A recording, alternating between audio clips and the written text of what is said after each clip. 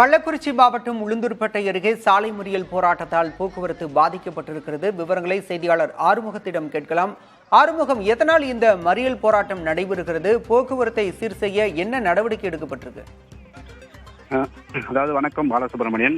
கடந்த 10 நாட்களுக்கு மேலாக குடிநீர் விநியோகம் செய்யாத ஊராட்சி நிர்வாகத்தை கண்டித்து 500க்கும் மேற்பட்ட கிராம மக்கள் திருவண்ணாமலை சாலையில், அதாவது திருவண்ணாமலை சாலையில் காலை குளங்கள் சாலை மறியலில் ஈடுபட்டு வராங்க. உளுந்தூர்பேட்டை அருகே உள்ள புகப்பட்டி கிராமத்தில் சுமார் 3000க்கும் மேற்பட்ட மக்கள் வசித்து வருகின்றனர். இந்த கிராமத்தில் குடிநீர் மின் மோட்டார் பழுதானதால் கடந்த 10 நாட்களுக்கு மேலாக ஊராட்சி நிர்வாகத்தின் மூலம் குடிநீர் விநியோகம் செய்யப்படவில்லை. இதனால் கடுமையாக அவதிப்பட்டு வந்த அந்த கிராம மக்கள் 10 நாளுக்கு மேலாக குடிநீர் வழங்காததால் ஆத்திரமடைந்தவர்கள் கருணாசர் கோட்டை திருவண்ணாமலை சாலையில் காலி குடங்களை வைத்து சாலை மறியலில் ஈடுபட்டு வருகின்றனர். இதை பற்றி தகவல் அறிந்த உளுந்தூர்பேட்டை பிடிஓ அலுவலகத்தின் அதிகாரிகள் அங்கு சம்பவ இடத்திற்கு சென்று காலி குடங்களுடன் போராட்டத்தில் ஈடுபட்ட கிராம மக்களிடையே நடத்தினார். அப்போது அவர்கள் தொடர்ந்து உடன்பாடு எட்டாதால் தொடர்ந்து போராட்டத்தில் ஈடுபட்டு வருகின்றனர்.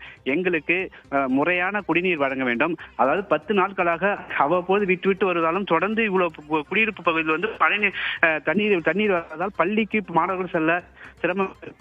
சமையல் கூட சரியாக பண்ண முடியல, சரியாக குடிநீர் வழங்கவில்லை என்று பல சராமரியாக குற்றம் சாட்டுகின்றனர். தொடர்ந்து அவர்கள் அதை உள்வாங்கி அவர்கள் தொடர்ந்து உடனடியாக குடிநீரை சரி செய்து முறையான குடிநீர் வழங்கும் நடவடிக்கை எடுப்பதாக உறுதியளி.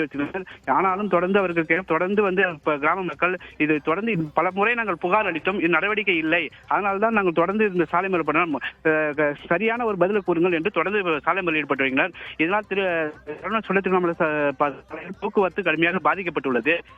தொடர்ந்து 30 நிமிடங்களுக்கு மேலாக பள்ளி வாகனங்களும் அந்த போக்குவரத்து தெரிகிறது. விவரங்களுக்கு நன்றி ஆறுமுகம்.